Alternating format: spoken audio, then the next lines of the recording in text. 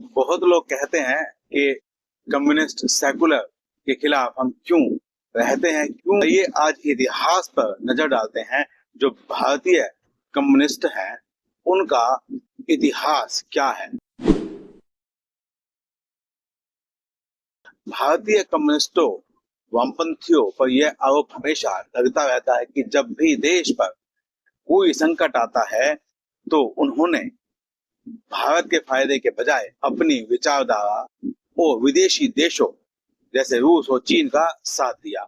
वहीं कम्युनिस्ट नेताओं का कहना है कि उनके फैसले बड़े देशों के कब्जे और दादागिरी के खिलाफ थे। आइए इस पूरे इतिहास को सबसे आसान शब्दों में समझने का प्रयत्न करते हैं।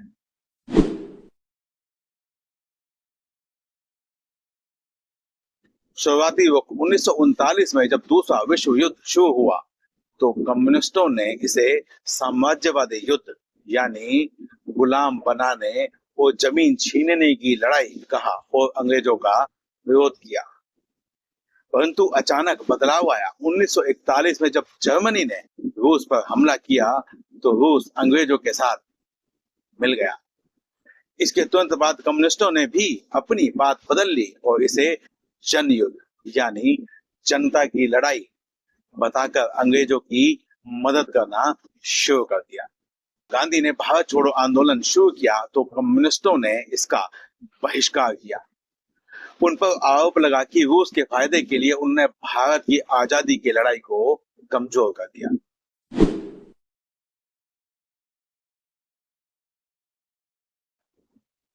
वामपंथियों ने किया।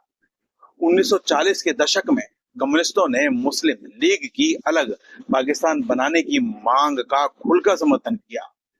1942 में कम्युनिस्ट नेता गंगाधर अधिकारी ने अधिकारी थीसिस पेश की। इसमें कहा गया कि भारत एक अकेला देश नहीं है बल्कि यह अलग अलग समाजों और राज्यों का एक ढांचा है और हर हिस्से को भारत से अलग होने का पूरा हक है।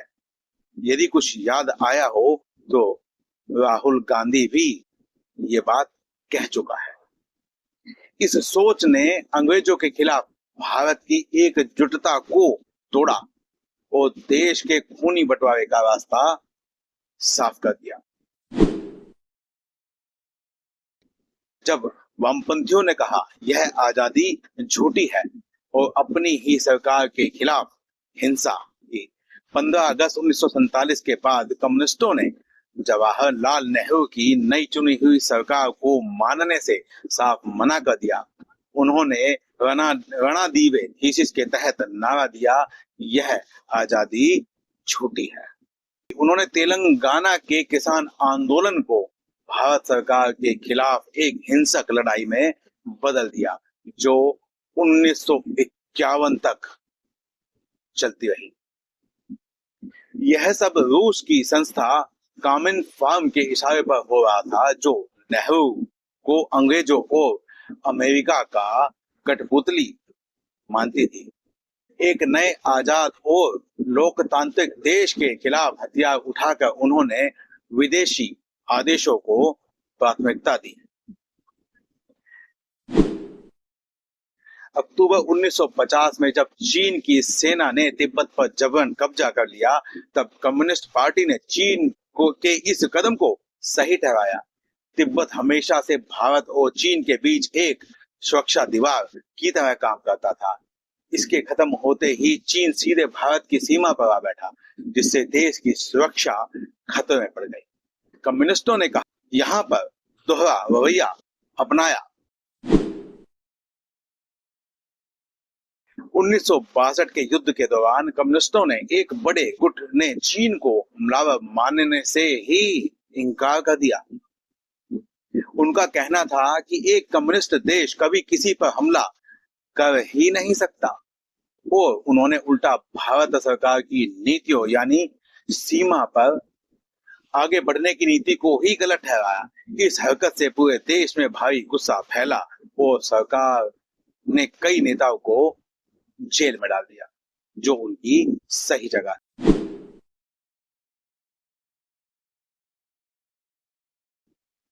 1964 में जब पार्टी टूटकर सीपीआई-एम बनी, तो इसके वामपंथी नेताओं ने अक्साई चिन पर भारत के हक को मानने से ही मना कर दिया।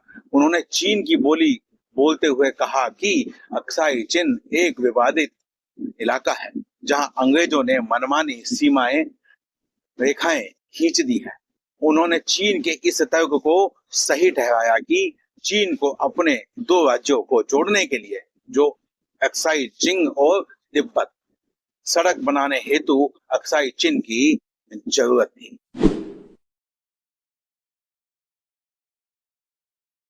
1970 के दशक से लेकर 1991 के आर्थिक सुधारों और उसके बाद तक कम्युनिस्ट यूनियनों ने लगातार भारत बंद, हड़तालें और स्ट्राइक, फैक्ट्रियों में तालाबंदी की।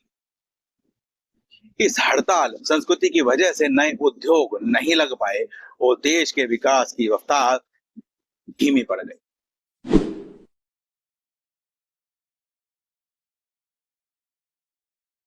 जब 1999 में पाकिस्तानी सेना और घुसपैठियों ने कारगिल की चोटियों पर कब्जा कर लिया, तब भी वामपंथी विचारकों ने, या जिसे कहते हैं लेफ्टिस्ट इकोसिस्टम का एक बड़ा हिस्सा, भारतीय सैनिकों को खुलकर विरोध करने लगा, बल्कि साथ देने के बजाय भारतीय सरकार की कमियों पर ही हमला बोला, अर्थात भारत की को उसकी कमियां दर्शाने लगा और पाकिस्तान का पक्ष लेने लगा।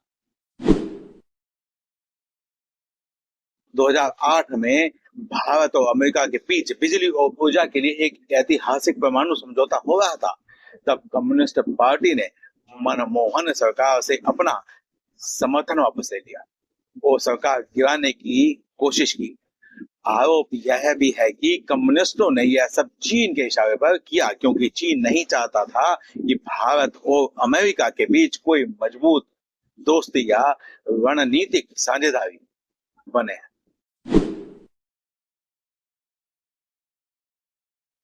वामपंथी जो लेफ्ट मोर्चा है, उसने पश्चिम बंगाल पर लगातार 34 सालों तक राज किया। अपनी गलत नीतियों और हिंसक राजनीति के कारण उद्योगों को वहां से भागने पर मजबूर कर दिया।